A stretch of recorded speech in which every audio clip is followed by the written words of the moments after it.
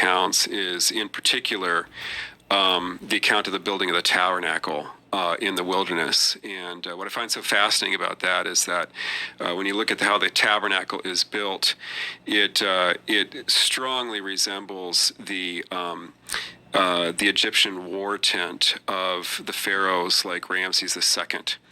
And these pharaohs were gods, and when they would go on campaign up into Canaan, for example, they would reside in these big courtyards that were ringed around by curtains, and they would have like a tent in the middle, and this tent would have an outer court and an inner court, and the pharaoh would sit enthroned in the inner court on a throne with two cherubim on either side. Wow. Now we have pictures of this. We have ancient engravings of what these war tents look like, and the dimensions, the layout, it all resembles very similar to the layout of the tabernacle in the books of Exodus and thereafter.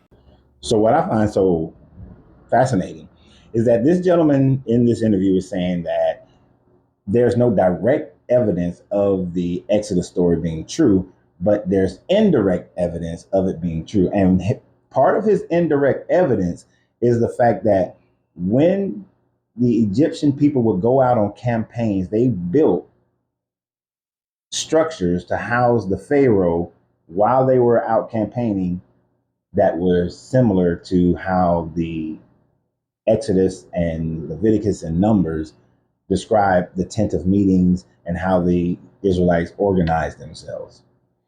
This is going to be a running theme in this guy's interview because he's using how people did things in Egypt and the fact that those things are similar to how they wrote in the Old Testament, especially the Exodus story, that's evidence that the Exodus story actually happened because people in a similar area did similar things, or they merely copied it because it was written during the time frame of Ezra, to which he does admit that Ezra would have known how less than 1,000 years ago the cultural differences between how Ezra and them lived at that time frame and how things were with the Egyptians 500-600 years prior.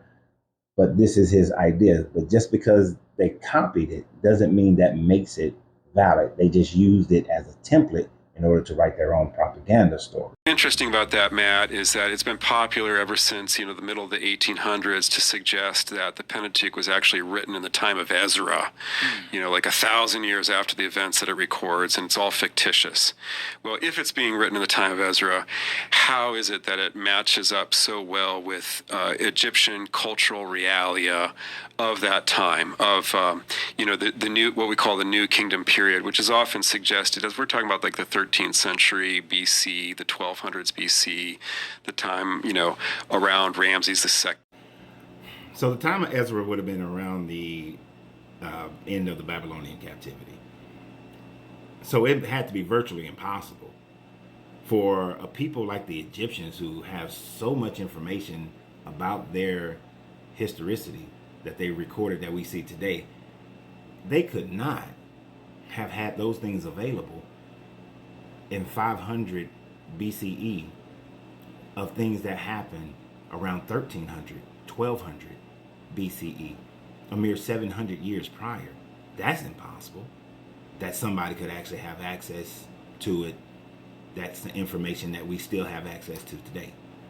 That can't be. Cultural forms that are described in the Exodus resemble that time period in Egypt. In fact, in King Tut's tomb, we have something that looks like the Ark of the Covenant. We have this big gold box on poles, only on top it's got a figure of the god Anubis, this like jackal-like god, or it's like dog god. And but anybody biblically literate looks at it like, wow, that looks like the Ark of the Covenant with a pagan god on top. And so you admit that the Egyptians had already created this long before there was ever mentioning of an Israelite in this book of the Exodus, that this is where they copied the idea of the Ark of the Covenant. Some cultural technology, even like the shape of different vessels and chairs and tents and so on like that they're familiar with because they built these things for Pharaoh. But Moses tells a radically different theological message with this material. So the Egyptians...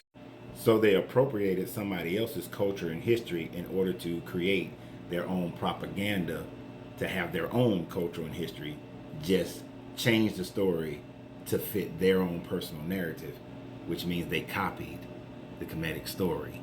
Indirect evidence feels more compelling because it's accidental evidence, it seems. As it were. Yeah, right.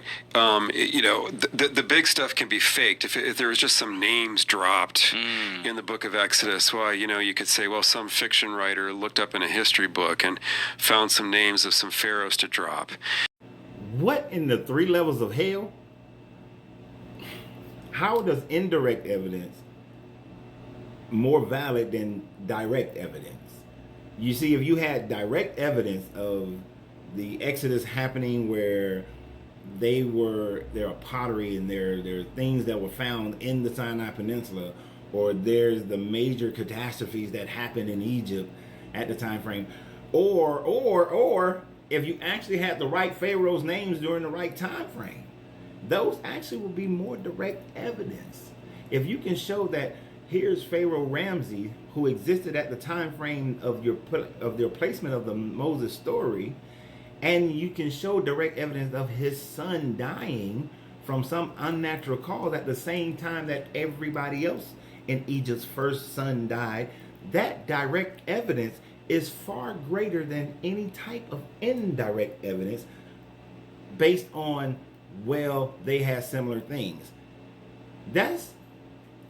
Can a person who's writing a fiction story look at how things were in the 1200s CE and look at how things were back then and write a fictional story today based on that? We do it all the time. It's called ancient movies. The movie 300. Research what it was like during the time frame of Sparta.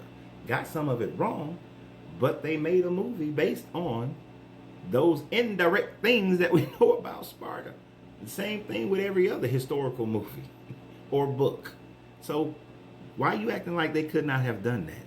Then too, we have from the Egyptian Second Temple, from the Egyptian New Kingdom period, we also have a whole bunch of treaty documents, covenant documents between, say, the Pharaoh and the king of Hatti land, or the Hittite Empire, which we would know as Asia Minor.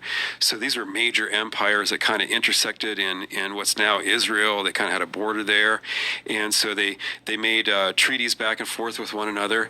And the fascinating thing about these treaty covenants that we've discovered, and we have several of them. They're written in Egyptian, and there's a copy in Hittite, and also in the international language at that time, which was Akkadian, and you don't want to go into all that and get down on a rabbit trail, but different languages these covenants are preserved in, and the structure of them looks like the book of Deuteronomy, with an introduction and then kind of a historical prologue about the past history of the covenant parties, and then we get into some major constitutional principles, and then we get into a whole bunch of very specific laws, and then we end with...